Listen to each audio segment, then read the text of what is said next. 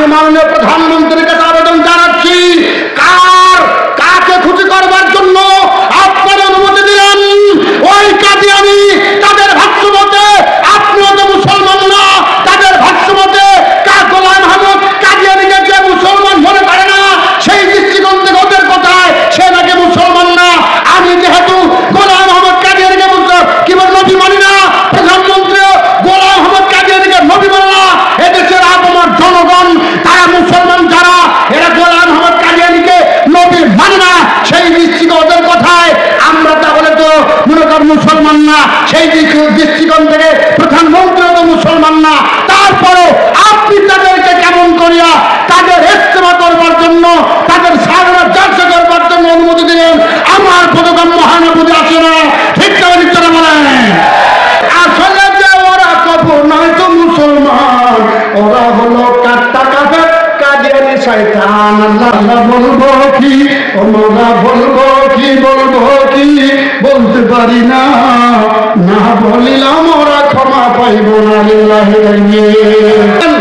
90% মুসলিম দেশের মধ্যে আজকে কাদিয়ানিরা আপনাদের এই পঞ্চগড়ে তারা সম্মেলন করার অনুমতি পায় কেমনি আমার বুঝে আসে না। ঠিক কিনা জনগণ?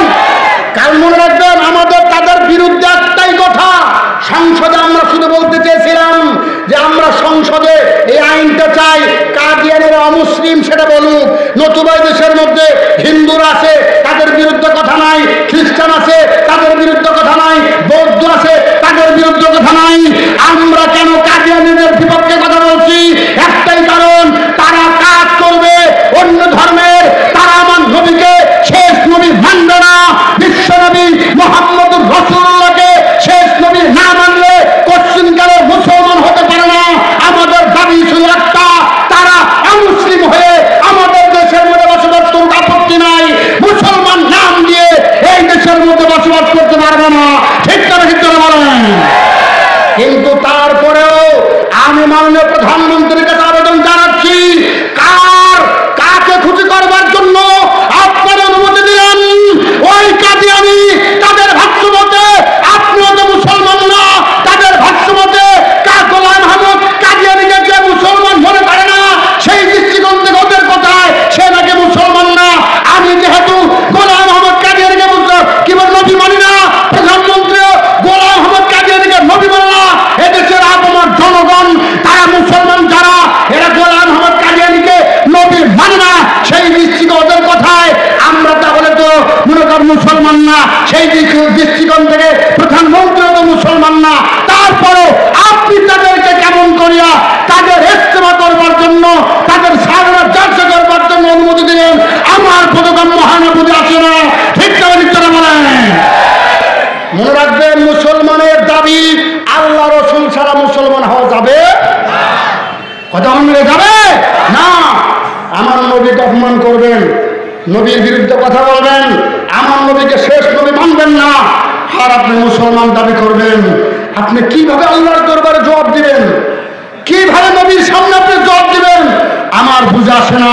এজন্য মনে রাখবেন ভাই, ওই কাদিয়ানি সম্প্রদায় যেহেতু আপনাদের থেকে বেশি দূরে নয়, আমাদের থেকে অনেক দূরে আছে, এই পঞ্চগড়েই তাদের তো বড় আস্তানা। আপনাদের সজাগ থাকতে হবে।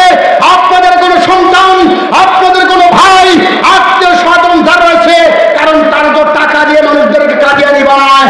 আমাদের ইমানকে নষ্ট না করে, যদি ইমানদার হয়ে কবরে যাইতে চান, আমার নবীর সামনে যদি জবাব দেওয়ার আপনাদের ভয় হয়, নবীকে খুশি করতে চাইলে, নবীর সামনে যদি মুখ দেখাইতে চান, জীবন দিয়ে হলেও তাদেরকে পশ্চিমকালে মুসলমান মনে করা যাবে না। ঠিক না ঠিক না বলেন? এজন্য আজকে আবার আমরা জোর দাবি জানাচ্ছি, সারা বিশ্বের বুকে কাদিয়ানিদেরকে মুসলিম ঘোষণা করা হয়েছে, আমার দেশের মধ্যে তাদেরকে অমুসলিম ঘোষণা করা হবে না। কেন?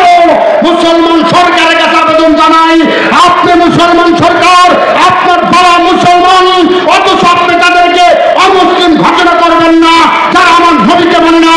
এর দ্বারা বুঝবো আপনারা মুসলমানদের বন্ধুরা। ঠিক না বলেন? আল্লাহ বলবো কি, ওনারা বলবো কি, বলতে পারি না, না বলিলাম ওরা ক্ষমা পাইব না। আল্লাহ বলবো কি, ও মওলা বলবো কি বলতে পারি না, না বলিয়া মোরা ক্ষমা পাইব না। লিল্লাহি তাকবীর।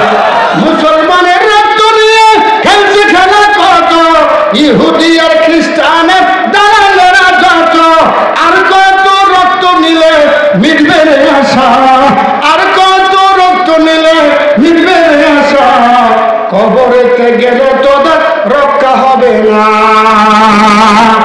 ঠিক কিনা বলেন? আল্লাহ বলবো কি, ও মওলা বলবো কি বলতে পারি না, না বলিলাম ওরা ক্ষমা পাইব না। লিল্লাহি তাকবীর। নবীর শানে বেয়াদবি অহরহ করে, তথাপিও মুসলমান দাবি তারা করে। ঠিক কিনা বলেন? আসলে যে ওরা কভু নয়তো মুসলমান, আসলে যে ওরা কভু নয়তো মুসলমান, ওরা হলো কাট্টা কাফের কাদিয়ানি শয়তান। ঠিক কিনা বলেন? বলবো কি, ও মওলা বলবো কি বলতে পারি না, না বলি 90% আছে মুসলমান, সেতে নাস্তিকেরা পুরাইল কোরআন। ঠিক কিনা বলেন? সহিতে না পেরে নবীজির অপমান, দিনের লাগি শহীদ হলো কত মুসলমান। আল্লাহ বলবো কি, ও মওলা বলবো কি বলতে পারি না, না বলিলাম ওরা ক্ষমা পাইব না। লিল্লাহি তাকবীর। কালিমা লা ইলাহা ইল্লাল্লাহ, জয় লা ইলাহা মাহবুব লা ইলাহা, আর জয় লা ইলাহা,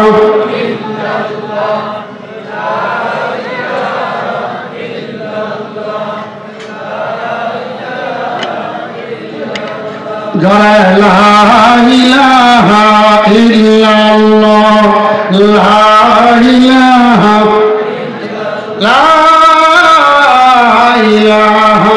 ইল্লাল্লাহ মুহাম্মাদুর রাসূলুল্লাহ সাল্লাল্লাহু আলাইহি ওয়াসাল্লাম। আমার বন্ধু লম্বা করতে পারবো না, গভীর মনোযোগ দিয়ে কথাগুলো শুনবেন। আল্লাহ রাব্বুল আলামিন আমার বন্ধুরে যে জন্য বলছিলাম মনে রাখবেন, ইমানদার আল্লাহ রাব্বুল আলামিনের ভালোবাসা পায় কিনা মনে রাখবেন। যেই মানুষটা ভালো কাজ করতে গিয়ে মুসিবতের মধ্যে পড়ে যাবে, বুঝবেন ওই মানুষের সাথে আল্লাহর ভালোবাসার সম্পর্ক আছে। জোরে জোরে কান্না হাওয়া। আমার বন্ধু এবার যখন বিশ্বনবী রাহমাতুল্লাহ আলামিন সাহাবায়ে কেরামদেরকে নিয়ে কথাগুলো বলছিলেন, বন্ধু অন্যদিকে মন দেবেন না, সাহাবায়ে কেরামদেরকে নিয়ে এই কথাটা আমার বন্ধু যখন বলতেছিলাম, বিশ্বনবী সাহাবীদেরকে যখন বললেন, সাহাবায়ে কেরাম কথাগুলো আমার বন্ধু নিজের বাড়িতে পৌঁছায় দিলেন। আমার বন্ধুরে আল্লাহ রাব্বুল আলামিন চাইতেছেন আল্লাহর বান্দারা কেমন করিয়া জান্নাতে যায়। ওই জান্নাতে যাওয়ার জন্যই তো আমার নবী রাহমাতুল্লাহ আলামিন উম্মতদেরকে জান্নাতে নিয়ে যাওয়ার জন্য পাগল। এজন্য রব্বুল আলামিন যখন কোনো কথা আমার নবীকে বলে দেন, আবার নবী রাহমাতুল্লাহ আলামিন উম্মতের সামনে উম্মতদেরকে বাঁচানোর জন্য সাহাবায়ে কেরামদেরকে বলে দেন। জোরে জোরে কান্না হাওয়া। আমার বন্ধুরা একটু শোনেন, বিশ্বনবী রাহমাতুল্লাহ আলামিন রব্বুল আলামিন কোরআনুল কারীমের মধ্যে যত জায়গায় ঈমানদার শব্দ বলেছেন, সংক্ষিপ্ত তাফসীরটা একটু ভালো করে শুনবেন বন্ধু। আল্লাহ রাব্বুল আলামিন যত জায়গায় ঈমানদার শব্দ বলেছেন, মুমিন বলে ডেকেছেন। এই মুমিন উপাধি শুধুমাত্র আমার নবীর উম্মতের জন্য রব্বুল আলামিন রেখে দিয়েছেন। অথচ আদম আলাইহিস সালাম থেকে শুরু করে নিয়ে সকল নবীদের উম্মতেরা যারা ঈমানদার ছিল, যারা আল্লাহকে মানতো, আমার বন্ধুরে ওই জামান নবীদেরকে যারা মানতো তারাই কিন্তু মুমিন ছিল, তারাই ঈমানদার ছিল। কিন্তু এই মুমিন শব্দটা আল্লাহ রাব্বুল আলামিন কোন উম্মতের জন্য রেখে দেন নাই। এই মুমিন নাম শুধুমাত্র আমার নবী রাহমাতুল্লাহ আলামিনের উম্মতের জন্য রেখে দিয়েছেন। আমার বন্ধুরা, যেমন আমার বন্ধু যে সমস্ত নবীদেরকে আল্লাহ রাব্বুল আলামিন নতুন কিতাব নতুন শরীয়ত দেন, ওই সমস্ত নবীদেরকে আল্লাহ রাব্বুল আলামিন রাসূল বলিয়া ডাকেন, রাসূল ঘোষণা করা হয় তাদেরকে। যেমন মূসা আলাইহিস সালামকে আল্লাহ রাব্বুল আলামিন নতুন কিতাব দিয়েছিলেন, সেই দৃষ্টিকোণ থেকে মূসা আলাইহিস সালাম রাসূলুল্লাহ। ঈসা আলাইহিস সালামকে আল্লাহ রাব্বুল আলামিন নতুন কিতাব নতুন শরীয়ত দিয়েছিলেন বন্ধু, এই দৃষ্টিকোণ থেকে ঈসা আলাইহিস সালাম রাসূলুল্লাহ। আমার বন্ধু দাউদ আলাইহিস সালামকে আল্লাহ রাব্বুল আলামিন নতুন কিতাব নতুন শরীয়ত দিয়েছিলেন, এই দৃষ্টিকোণ থেকে দাউদ আলাইহিস সালাম রাসূলুল্লাহ। কিন্তু তাদেরকে রাসূলুল্লাহ বলা হয় না।